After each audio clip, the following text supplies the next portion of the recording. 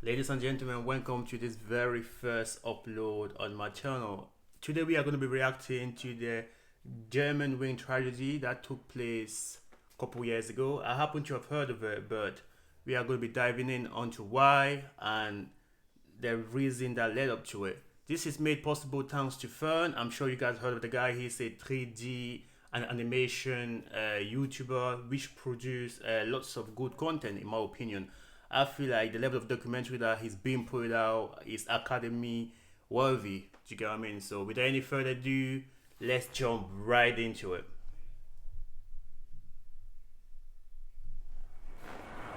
At 9:27 a.m. on the 24th of March, 2015, a plane got in contact with the Marseille en route control center. It was an Airbus A320-211 operated by German wings headed from Barcelona to Dusseldorf. Everything seemed normal. The captain read back the air traffic controller's clearance at 9:30, allowing him to fly to an en route waypoint. Only a few minutes later, something was off. The control center in Marseille saw that the altitude for the aircraft was around 30,000 feet, almost 2,000 feet lower than the original cruise altitude, and declining. Marseille contacted the plane and asked what altitude the plane was cleared for, but they received no response at all. Over the next 30 seconds, Marseille tried to contact the flight crew 2 more times. No answer. At 9:34, Can I just say something here? Like, for you viewers, like, what will you think, like, the ground controller will be thinking if something like this is going down? Like, what would you guys think? Imagine you are a ground crew and you see, I'm sure they're probably trained for things like this. Like, for me, I obviously don't have the experience, but I'll be thinking like, what is going on? That's probably what got into your mind. Like, how come the flight should be way much higher than that, but it's just going low? Like, just a thoughtful, fruitful talk. But let's go back in. the control center tried a different frequency, but again, no response. From 9:35 until 9:39, the Marseille Control Center tried to contact the flight crew multiple times over different frequencies. An air traffic controller from the French air defense system also tried, as well as another aircraft. Also, like, as an air controller officer, like, I feel like when you radio in, one of the scariest thing is not hearing something back.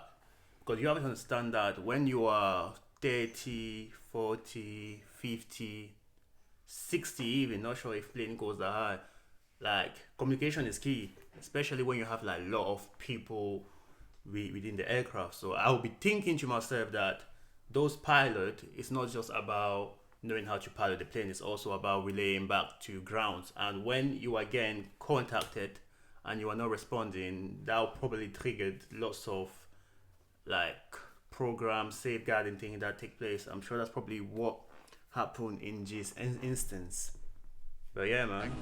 But each time, no response from Germanwings Flight 9525. At 9:40, radar contact was lost. The French air traffic controllers triggered a distress phase, declaring that the aircraft and its occupants were in imminent danger and required immediate assistance. At 9:41 a.m., Flight Germanwings 9525 crashed into the side of a mountain in the Alps. Damn. Okay. What happened? Fern. The crash occurred on a remote mountain. Because there was no access by road, emergency crew had to be brought in via helicopter. The plane was completely destroyed, the debris field vast, but the pieces of the craft small. The cockpit voice and flight recorder were found in the same week, although they were both severely damaged. When flight investigators stitched together the data, a story of intentional action formed. The plane was hijacked, but not by terrorists. Let's go back. Ooh. I mean, you would think that it came from terrorists, but apparently that's not the case.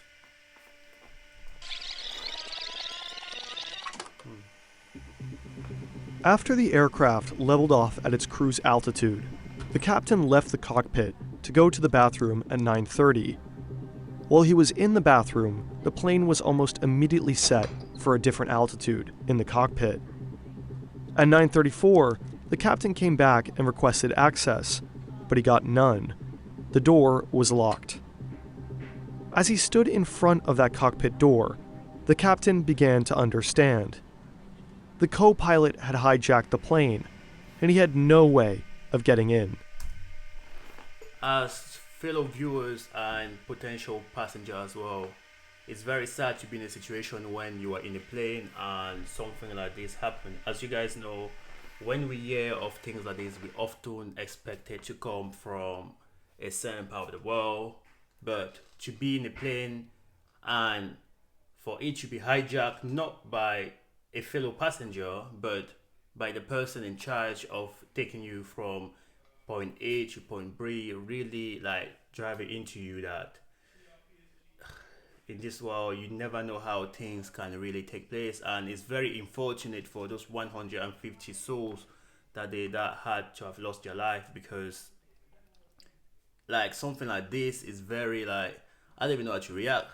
You get what I mean? From the pilot hijacking his own plane, his own aircraft, and sacrificing the life, not just his life, but the life of 150 other people on board as well. Like, this is very an unfortunate set of circumstances, but let's keep on watching the video.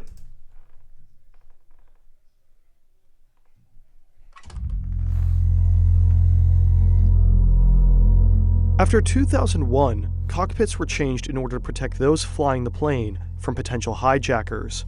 To enter the cockpit, a crew member has to call the cockpit on the intercom and press the pound key on a keypad, which buzzes the cockpit. At that moment, the pilot can switch the door control from norm to unlock, and the crew member can enter. The crew is also given emergency codes, which they can use if there are concerns for those in the cockpit. In that case, the crew member will use the emergency code on the keypad, triggering a 30-second timer, and the cockpit door will open for 5 seconds. However, there are situations where those in the cockpit want to override the access by the crew, like during a hijacking. In that situation, the pilots can switch the door control to lock, overriding all emergency access. And it's that mechanism that the co-pilot used to permanently lock access to the cockpit while the plane began to descend. I mean, you guys can understand why this kind of mechanism is there in the first place. Like, after what happened in the tragedy of September 9th of 2001, things like this must have happened, so people can't just get into the cockpit again. But like I said previously, to be in a situation like this where as pilots, your priority is the safety of your passengers, but like I said before, when it comes from you, it really, like, it's really not that thing. Like, I mean, I guess it's a security paradox that it's not really to be expected to come from within, because places like this, as you guys like clearly heard, like, it's meant to protect from the outside, never from the inside. So is this exact level of security that asks themselves, like, why is it necessary? As you guys, you also I feel like asking you guys, like, what do you think, like, emergency, should there be a even higher emergency override for things like this to happen? Like, me personally, my opinion of the situation is, I don't really know, but things like this don't happen often, but still happen nonetheless. So not really sure what to say about things like this, but let's keep on watching the video.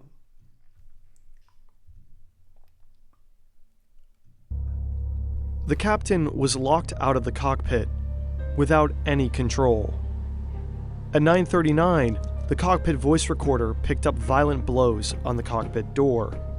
The captain had repeatedly tried breaking in to gain access. But the cockpit door was reinforced. Made to withstand armed hijackers, the captain stood little chance. In the last minutes, the passengers, crew, and captain all knew that the plane was going down. No one survived the crash. 144 passengers, 4 cabin crew, and the captain and co-pilot died. Amongst the passengers was an entire school class returning from a field trip to Spain. The captain, Patrick Sondenheimer, was a 34-year-old father of 2. In the aftermath, his wife set up a foundation in his name, intended to help children and young people handle grief and crisis. He had thousands of total flight hours, and his last moments were dedicated to trying to save the plane and passengers.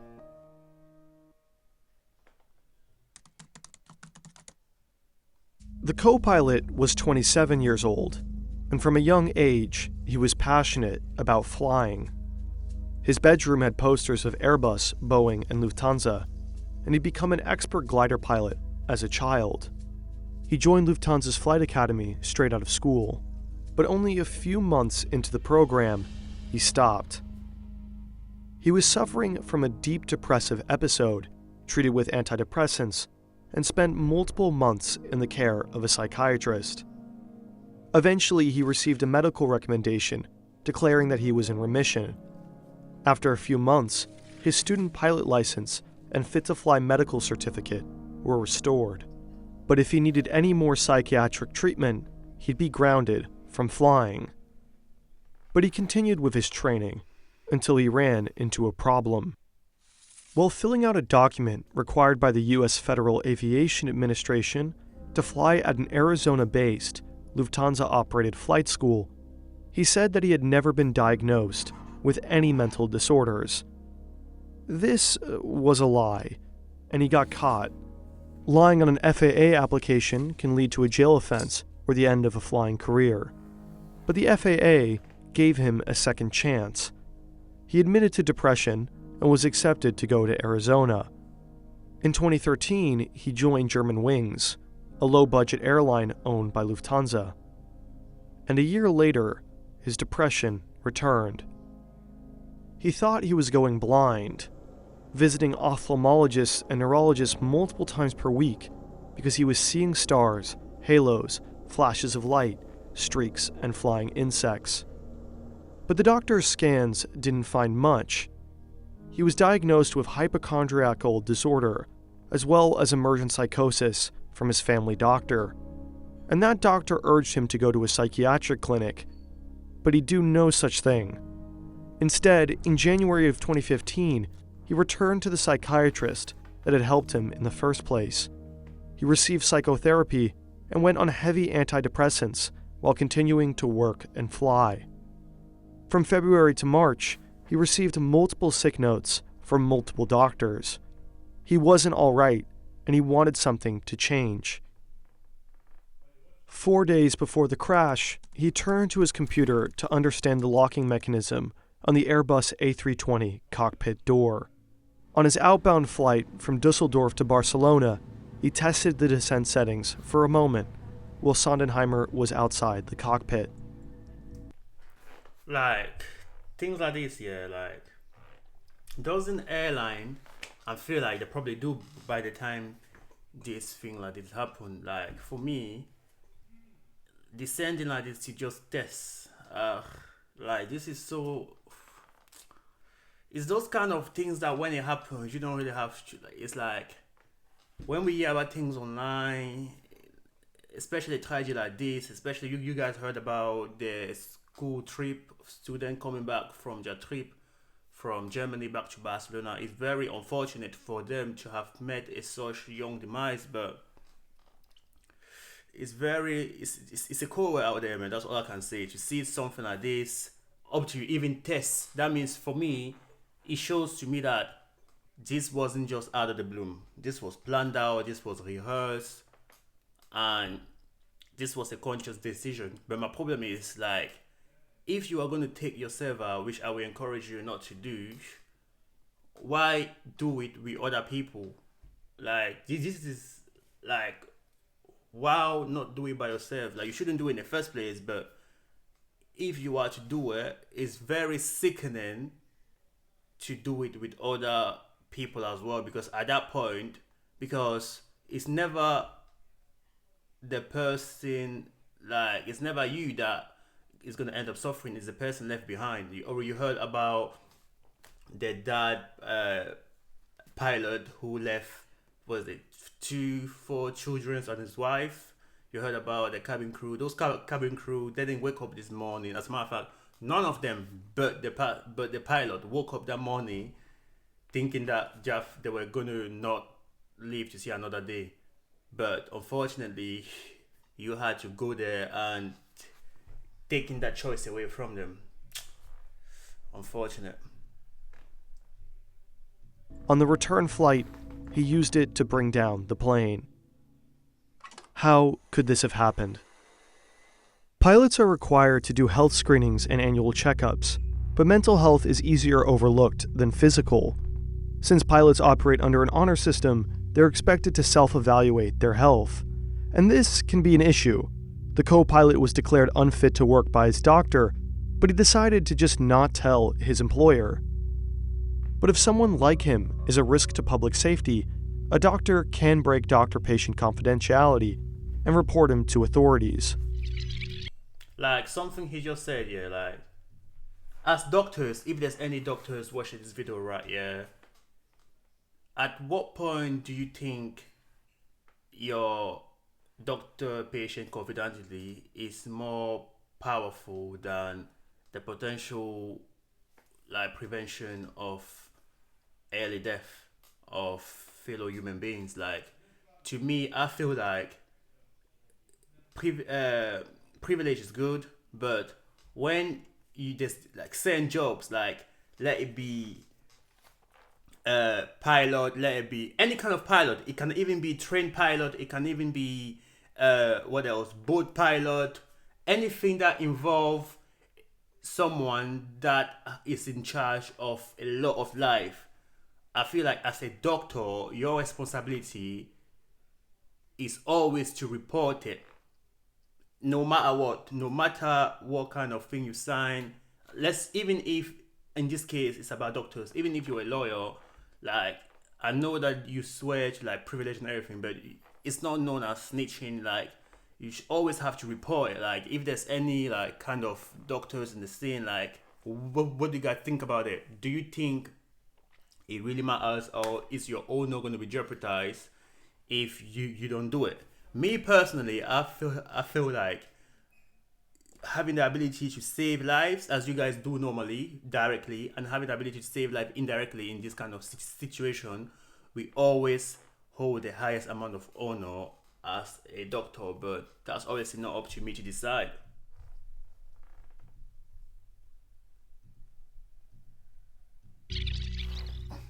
So why didn't at least one of the multiple doctors who wrote multiple sick notes and declared him unfit to fly think that the co-pilot may have presented a risk for public safety?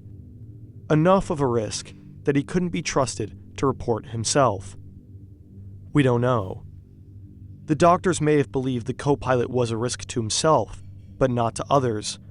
Being depressed does not make you a killer. Or maybe the doctors were just scared.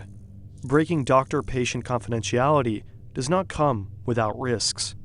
There you go. It's even possible cultural factors could have played a role. Privacy and data protection are valued really highly in Germany. But trying to understand why doctor-patient confidentiality wasn't broken is a dilemma and issue best left to healthcare professionals and ethics professors. And unfortunately, we're YouTubers, so we encourage you to read more about it in these articles. Nonetheless, when you're watching this today, it's important to understand that this type of incident is incredibly unlikely. In the aftermath, the European Aviation Safety Agency proposed multiple safety regulations. Psychological screening for pilots increased, and multiple airlines adopted a 2-person in the cockpit at all time rule. Like what he just said right now, like, sometime when, for example, big example, Like train, for example, is operated by only one person. Even massive trains like that carry close to 1,500 people, more people than aircraft can ever imagine to carry. Do you get what I mean? It's operated by one person, but then you see that there's always a pilot and a co-pilot. Like this just goes to shows why that is the case. When you are 40 feet thousand high, like things like this are essential. Like as clearly proven, when there's only one person in the pilot, like you get what I mean, anything can happen. He might have wake up that from the wrong side of the bed. He might be going through something troublous in his household. He might have been fighting. Like there's so many other things. That is why I feel like I've never understood it at first, but watching things like this really helped me understand like why it is so important, like to be having two pilots in a flight. Like, do you get what I mean? Especially after things like this. Like, it's crazy, but there goes the importance. Although Lufthansa has recently phased this out. In 2015, Germanwings was rebranded to Eurowings. The decision was made prior to the crash. In the end, Lufthansa compensated the families of the victims, but there are questions about whether it was enough. The families have faced losses that no money could ever heal. And that there is the biggest thing of all. Like, doesn't matter how much money you pay somebody, you can bring the lost one from the death. And as much as companies, I feel like companies like this that are involved with it, like live people, they probably got a whole budget or a black pool known as compensation money. I'm not surprised. I won't be surprised if injured big balance sheet there's a budget that literally says they're probably gonna obviously call it a different name for like hidden sake. They probably call it like budget money for things like this. And yeah, man, like as much money as it takes, what is it? The wife now have nobody to sleep with. The children's left behind don't have no father, no mom, no auntie, no sister, no brother. And it's just unfortunate, really, like seriously. But money can pay for a life. It only marks the situation. It's only a bandage, but the pain and the bleeding still remains behind.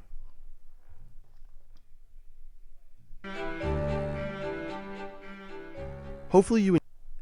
And yeah, man, like this is the end of the video. As you guys seen, like if you guys found this intense as I did, like do make sure to drop a like below. Fern did an incredible job with his research, with his team as well. So yeah, man, it's been a pleasure reacting to this video, and I'm sure you guys hopefully found it as much interesting as I have. And also, can I say something? This is my first reaction video, so don't be judging me too much in the comments or anything. We are still learning. Hopefully I can post a video a week. And yeah, man, it's been brilliant. And thank you very much for watching, and catch you on the very next one. Peace.